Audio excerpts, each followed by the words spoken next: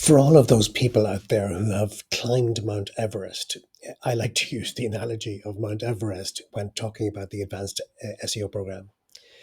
So, the starting point of the advanced SEO program is, let's call it SEO Base Camp. Now, in Mount Everest, Base Camp is 15,000 feet up the mountain.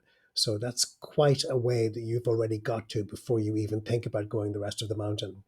So, SEO Basecamp is covered in our SEO Primer program, and it's substantially technical SEO.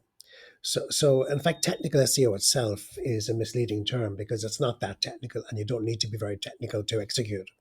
So getting to SEO Basecamp is covered by the SEO Primer program, and most SEO programs out there will cover the SEO Primer program. The advanced SEO program, on the other hand, is getting the rest of the way up Mount Everest. And Mount Everest is 49,000 feet high. So getting from 15,000 feet by helicopter and climbing the remaining 30,000 or 34,000 feet is quite something else.